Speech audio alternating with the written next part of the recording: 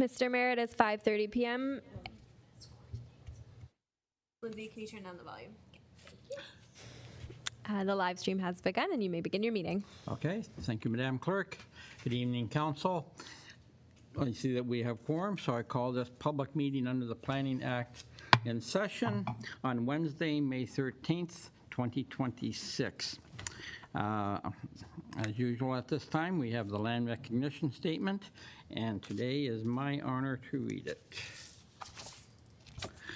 The town of Pelham is situated on treaty land steeped in the rich history of the First Nations, such as the Hatawandawunk, Haudenosaunee, and the Anishinaabe, including the Mississaugas of the Credit First Nation. This territory is covered by the Upper Canada Treaties and is protected by the Dish with One Spoon Wampum Agreement. Today, many First Nations, Métis, and Inuit people from across Turtle Island live and work in Niagara. Town of Pelham stands in solidarity with all Indigenous peoples, past and present, acknowledging that our high standard of living is a result of the resources and lasting friendship of Indigenous peoples. Thank you. Madam Clerk. Thank you, Mr. Mayor. Before we proceed, I'll just begin with some opening remarks. So, public meeting under the Planning Act of May 13th, 2026.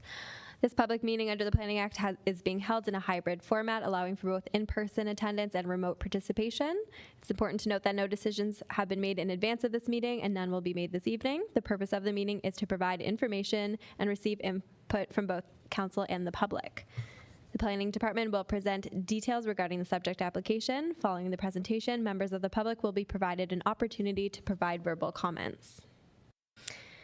No answers will be provided to questions raised during the public portion of this meeting. Council and the Planning Department will receive and consider all verbal submissions, as well as any written submissions received prior to or following this meeting, and questions or comments may be addressed by the Planning Department through the recommendation report. Public meetings are held under the Planning Act and are formal proceedings and require proper decorum.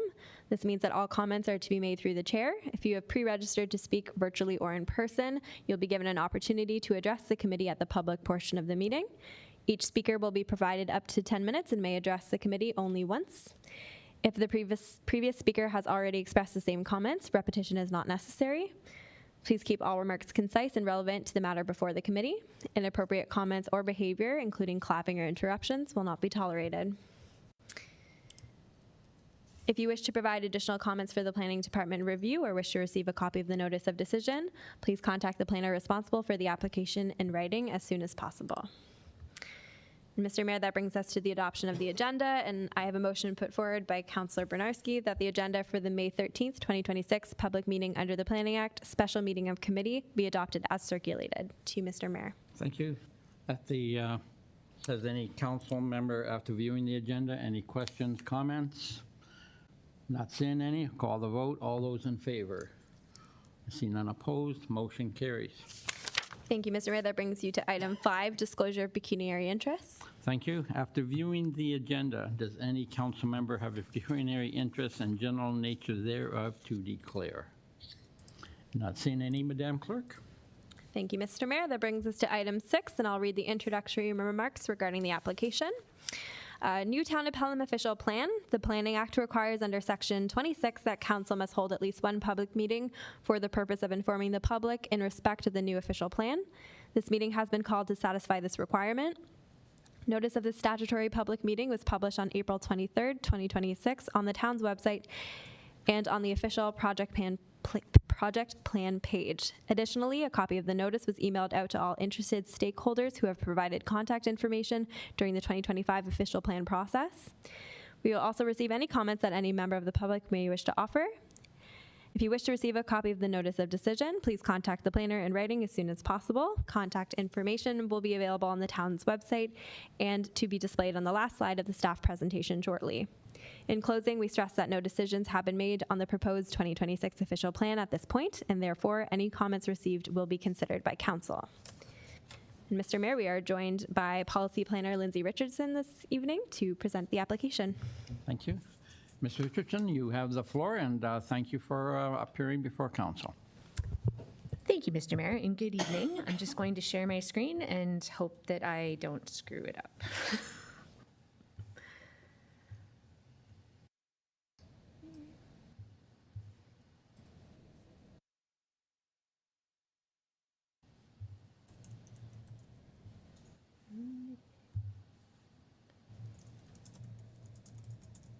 Excellent. Thank you for your patience. Good evening, Mr. Mayor and members of council, fellow colleagues and members of the public.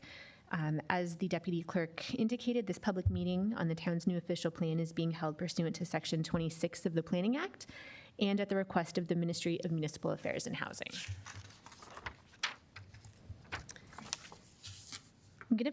I feel like everyone has seen this a million times because I've written so many memos on this, but I just do want to give a little bit of background on how we sort of got to this point. As council is well aware, the municipality went through an extensive process between 2023 and 2025 to introduce and finalize the new official plan for the town of Pelham. This was done in 3 phases, resulting in the final plan being brought forward to council in May of 2025. The approved official plan was then forwarded to the Ministry of Municipal Affairs and Housing for their final approval.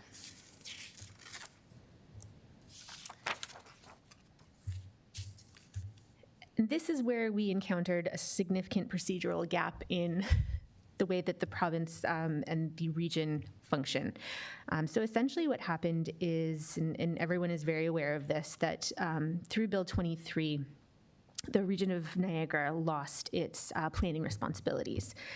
At the time that this transition occurred, our official plan was already nearing completion, and up to that point, the region had acted as the sole commenting and approval agency on behalf of the province throughout the process. So we had been working collaboratively with the region to finalize the plan.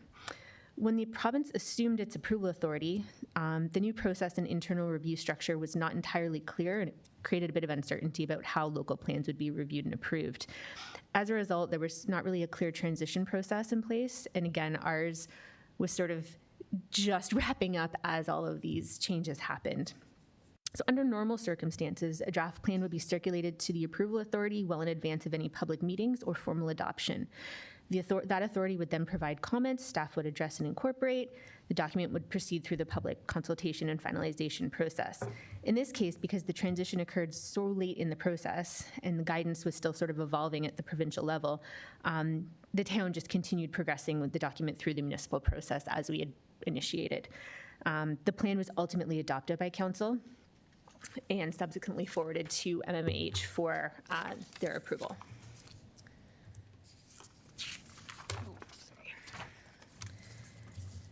So the town submitted its official plan in June of 2025 to the province, and the province does have 120 days under the Planning Act to issue a decision. Their review obviously significantly exceeded this timeline, and again, I think it was because we were in this black hole of transitioning. We did receive formal feedback on February 2nd, and essentially, I think, again, the province sort of cited the transition to post Bill 23 framework was what sort of created this delay in response. Now, following the receipt of the province's initial review comments, and there was approximately 90 individual comments in total, that is attached to this report as an appendices. Town staff completed a comprehensive review and prepared an updated red line version of the plan. That revised version was submitted back to the province on March 31st, together with the accompanying comment matrix and our sort of response back to that. This is also the version that was circulated in advance of this public meeting. So that's the version that the public has seen and has had the ability to comment on. On May 5th, the town received a final round of comments from the province based on that red line that we had provided, which contains approximately 30 additional revisions. Importantly, the province generally accepted the changes that we made to that initial red line version. So as a result, staff really only needed to address a limited number of additional refinements that are going to come to you folks in a week or so through the recommendation phase of this project. So the next version that you get will not be as red as the version that you have tonight. So to get into sort of the purpose and the policy changes that, this is very high level. I'm not going through the 120 that they've provided us. And what I'm calling now is OP 2026 was prepared based on comments and proposed changes from the ministry. And this included a number of really minor changes, but also some new suggestions for wording for our mineral aggregate policies, some reworking to our rural land use section. And this was sort of to ensure consistency with provincial plans, mostly in terms of standardized language. And one of the key I think one of the key things that we saw from the comments that they provided was that they really do want more consistent language across the board on all official plans. So the recommendation was to make sure that you're using the same language that the PPS is using. There was also some changes to the complete application and pre-consultation requirements. And we've gotten into this, I think, in previous reports, but essentially there are some new requirements for complete applications and things that we can and cannot request through that consultation process and a complete application process. They've also introduced some new language around study requirements. So we've updated to make sure that we're, in keeping with the latest and greatest policies that they've been releasing. In Section 4, there was the introduction of additional policies to address wildland fire hazards and human-made hazards. These were also mapped as well, and we also were requested to map our gas well locations. So we've done that. One of the major changes to the length of the document was that they did request that we remove secondary plans from the principal document. So those will be sort of standalone little baby official plans that won't make up part of the principal document, but they still are in force and effect for the town. So we have 3. There were some minor changes to several of the schedules just to address terminology and highlight some features they wanted highlighted. There's a number of minor wording, numbering, and reference requirements that were changed as well. Again, just to kind of lean more towards a standardized wording that they were requesting. And finally, this was a big one, but I've got good news. So if you attended the open house on the 28th of April, or you had a look at the notice that we provided for this public meeting, this image looks a lot different than what was presented at that time. Initially, the province had requested a more significant change to the land use designations in this area, which would have restricted some of the industrial uses that have historically been permitted. So since kind of the issuing of the notice, the open house, and today, staff have continued to work closely with the province to address these concerns, and as a result of that collaboration, the province confirmed through their May 5th comments that they are now supportive of a site-specific policy area that recognizes and maintains the historic use of these lands. So in practical terms, permitted land uses in that area are not changing in any substantive way. And importantly, property rights within this policy area are being maintained. So that's good news for everyone in that area. Essentially, in very plain language, nothing is changing on their lands. So I got to make some people happy this week, which is rare for a planner. And yeah, in conclusion, I guess, just to reiterate, no decisions or recommendations concerning the amendment have or will be made at this meeting. And following a review of any comments that we received this evening, we will be preparing and following up with a recommendation report for council for their decision on May 20th. So if there are any questions of council, I am happy to answer, or if we want to leave that until the end, that is also fine with me as well. So thank you again, and thank you to the members of the public that attended this evening. Great, thank you for your presentation. And I'll turn to the clerk. Thank you, Mr. Mayor. Before we get into questions to the planning department, we will turn it over to the public, and we do have one pre-registered speaker who's joining us virtually, Mr. Aston, and I will go ahead and ask him. Perfect, I see that he's joined us, and you may proceed with your comments. Thank you. Good evening, sir. Mr. You have Mayor the and floor. Madam Clerk. Thanks for the opportunity to speak tonight. I do have just a slide that I'd like to share that gives a bit of context of the lands, if I can share that, if that's already set up. Well, I do understand that you were to share that. Yes. Okay. So Perfect, there we go. Can you see that okay? It's just load. Yeah, perfect. There we go. Okay, great, thank you. So I'm here on behalf of my clients, Doug and Charlotte Laver, as it relates to these lands on Far Street and River Road.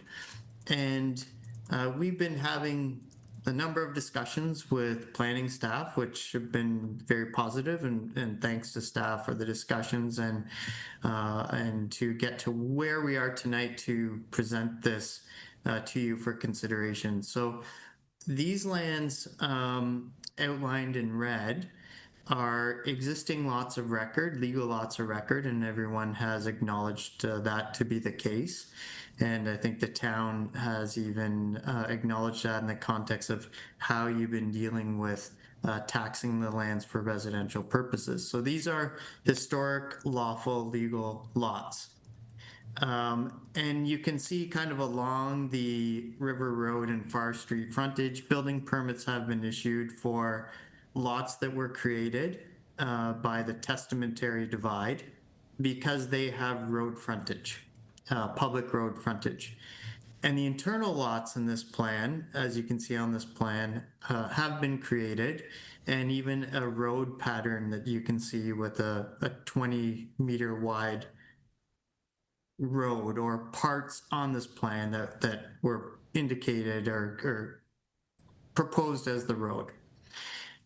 These lots haven't been developed on, as currently there's restriction in the zoning bylaw requiring that these lots have frontage onto a public road.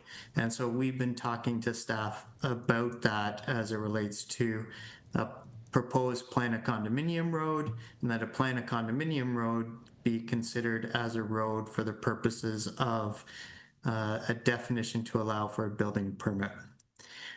As part of our discussions, we've been working through making an application to the town. We haven't yet. We're working through studies, environmental study, stormwater management, agricultural impact as it relates to the lands, but not necessarily the creation of the lots, because the lots are created.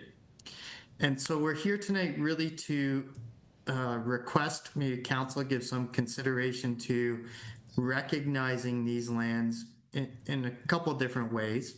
One would be identifying them as a special policy area, similar actually to what the planner just mentioned, where you have an historic use permitted, which these are, where you recognize that historic use with a site-specific policy to allow the use. So that would be one way. So a site-specific policy to say these lots can move forward. They're recognized under specific policy. A new private condominium road could allow for the recognition for a building permit. The other would be to identify the lands as a rural area or settlement area, which then would allow kind of the development to occur. Again, it's not the lot creation, it's the fact that we need to work to create infrastructure as a road for the lots to obtain the legal frontage for the building permit. So we thought in kind of some dialogue with staff, if there was some direction from council in the official plan, that would then provide I guess a better policy framework to move forward to allow building on the legal lots and not render legal lots as unbuildable. And we think that this type of, and I'll call it infill, although you may think that that seems strange, but this type of infill development would provide additional housing units to generally support overall housing. And our initial findings on the studies are that the lands can adequately be sized for servicing, that there's a stormwater management solution, that there's limited impact on agricultural, and that we can establish appropriate setbacks to, there's the woodlot that is really essentially on the eastern boundary. So that's kind of our request tonight, is for council to give some consideration to recognizing these lands, like I say, with a rural area or special policy to allow for that the historic lots to be developed on in the future. And we'd be happy to work with staff on what the best approach is as far as the options, but looking forward for some assistance and direction from council. And happy to answer any questions on this. Thank you. Thank you for that presentation. Can I go to our Director of Planning, Ms. Dusling? Any comments on this presentation, please? Thanks, Mr. Mayor. Staff are absolutely happy to pass these comments through to Ministry of Municipal Affairs and Housing for their consideration.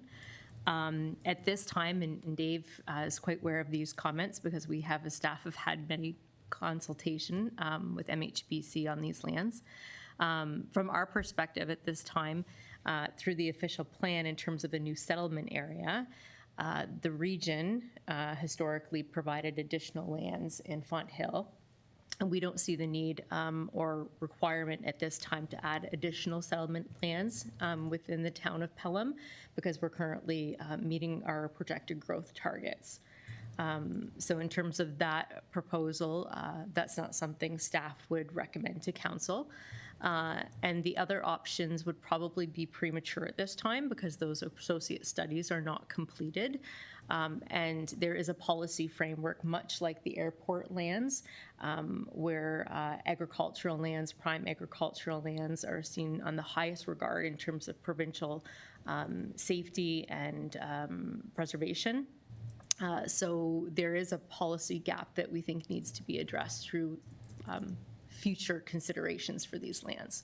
So at this time, staff wouldn't be recommending moving forward with these lands, but again, we're happy to pass those along to the province. Okay, thank you. I'll turn to the clerk. Thank you, Mr. Mayor. That is our only pre-registered speaker this evening. However, you may open up to the gallery if you wish. Okay, thank you. Is there anyone present who would like to make a presentation to council on tonight's agenda? No? I'm supposed to ask this 3 times. Second chance, third chance. Thank you very much. Turn to the clerk. There does not appear to be anyone making a presentation. Thank you, Mr. Mayor. That we can move on from the public portion to the committee input, and council can share their comments. Okay, thank you. Committee, council, any comments on the presentations we've heard today? Oh, I'm sorry, Councilor Nesnick? Yeah, thank you. You know I never let you down, right? No, exactly. Always anxious to hear from you. Thank you. So just to Ms. Richardson, through you, Mr. Mayor, if I could just look at that map with the airport picture. So I just want to make sure that, so currently, where you've got the outline site-specific policy area 1. So if there currently is a small business there, that will be allowed to remain? And if not, what was the province asking us to do to it? So thank you through the mayor to the councillor. So originally the province was asking us to, so I can bring up the map, but essentially we have historically designated the lands that are now a special policy area as industrial, and that's been the permitted uses in that area. It's zoned for that as well. So originally what the province was asking was for us to essentially put those lands back into an agricultural designation, which would have impacted a number of property owners in that area. So what we have proposed and what they have accepted is that the special policy area essentially, and the policies that are attached to that permit all of those same industrial uses that would have been in the industrial designation, along with all of the policies for site plan control and, building permit requirements and things like that. So essentially nothing is changing, but instead of a filled in purple box. It's an outlined purple box now. Yeah, so that was sort of I guess the compromise that they were willing to come to on that. Those lands have been designated as industrial since we've had an official plan. So they recognized, I think, that it was appropriate and important to keep those lands as they were, and that was the sort of best method we could come up with to achieve that. So currently, there are some rural lands in there and some prime agricultural areas, but that little strip is actually industrial zoned, but it could be used for agriculture if it's currently being used for agriculture? Through the mayor to the councillor, absolutely, that's correct. So a lot of those lands are being used for agriculture, and that's completely fine. Some of them are being used for businesses. That is also completely fine. Those can all continue. It's more that if someone were to want to switch from the agricultural use to a more industrial use, they would have the permission to be able to do so. Okay. And just for what size is that triangle? Is that rectangle? Like how deep from Weber Road north does that go? I Like think a I'm kilometer? going to try to share the map. Yeah, again, through the mayor to the councillor, there are 34 properties that would have been impacted. I'm going to say the majority of them, it's sort of the front portion of their property that has that designation, and the rear portion is still going to remain agriculture. I don't have an exact number But it's not or like acreage. 20 acres deep. No, it doesn't go that far back. It's like I said, it splits a lot of properties, which is interesting, but it gives folks an opportunity to utilize the front of their property for Yeah, there's for some that along use. there that Yeah. I'm aware of. Okay, good, thank you. And then just for my, with the presentation from Mr. Aston, one final question, if I may. So through you, Mr. Mayor, if the planners could tell me, what is that zoning that he was outlining that I thought he said those were legal lots, but now then he referred to wanting them to be designed as lots. So I'm just a little confused. And what is the current zoning there? And then to the west of that, what is the zoning inside there? I know there's some building homes right around the streets that are currently there, but in the middle, what is that zoning for that property? It looked like lots, but they're not real lots, I don't think. Yep, through you, Mr. Mayor, to the councillor, great questions. It is confusing.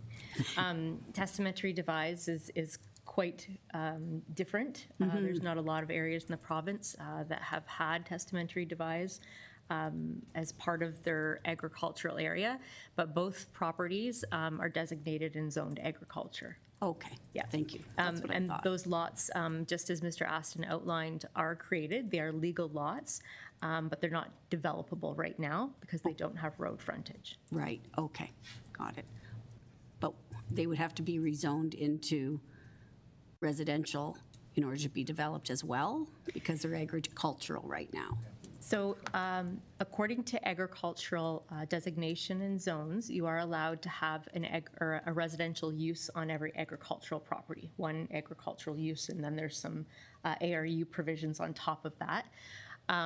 So it could be possible in the agricultural area to have a residence, but they have to be accessible to a road. And in this case, those lots do not have that. So what Mr. Aston was referring to is a planning application that would allow a road to be built like a condominium. Okay. But there are associated plans and studies, requirements to do that, and also a policy regime to meet in the agricultural area. Right, okay. Thank you. Excellent, thank you, Councillor. Deputy Mayor Eckert.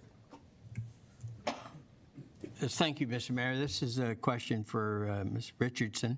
I was in attendance at the open house at the Meridian Center a couple of weeks ago, and we had a very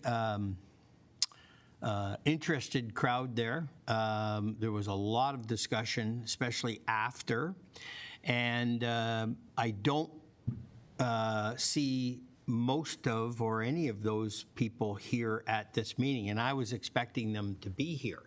And I noticed in your presentation, you may have answered this question. Is that because their concerns have been dealt with? Ms. Richardson? Through you, Mr. Mayor, to the councillor, yes, that is correct. The majority of the comments and feedback that we received at that open house were based on a potential loss of use of property, and we have addressed that now. So, like I said, we have some happy people for once in the planning world, which is wonderful. Great, thank you very much. Thank you. Thank you, Deputy Mayor Eckert. I'll turn to this side of council. Any questions from you gentlemen? No? Okay, thank you. I'll go back, if I can, Ms. Dusling, to the lots. And those lots, I believe, was it 37? I don't know, 37 or 42, I believe, on the west side. Through you, Mr. Mayor, I'm not exactly sure how many lots, but that number seems about right, yes. Okay, so, and they were all formed by testimony demise 10 or 15 years ago? Much before my time Yes. here in Pelham, but yes, some time ago. Okay, thank you. So, so I can, so basically, they're still in limbo, but who has to, the developer, if I can call them, they have to do some more work, and then eventually that decision will come to council. Is that how that would work? Through you, Mr. Mayor, if Mr. Aston's clients want to move forward, we have had pre-consultation meetings with them, so they are quite aware of the requirements for a planning application to move forward. But like I said, there's still a policy regime to meet. So a future planning application would comment on all of those policy regimes as well. Okay, great. Thank you for that. One last time, any further questions by the committee? Not seeing any. Madam Clerk? Thank you, Mr. Mayor. That concludes discussion. That brings us to the presentation of resolutions, and I have a motion put forward by Councillor Hildebrandt that committee receive report 2026-0102 statutory public meeting Town of Pelham new official plan for information, and that committee direct planning staff to prepare the Town of Pelham new official plan recommendation report and bylaw for council's consideration. To Mr. Mayor. Thank you. I need discussion on the motion. Not seeing any. I'll call the question. All those in favor? I see none opposed. Motion carries. Thank you, and I have a motion put forward by Councillor Hildebrand that committee receive the written correspondence listed on the agenda and the verbal presentations made by the public for information, Mr. Mayor. Thank you.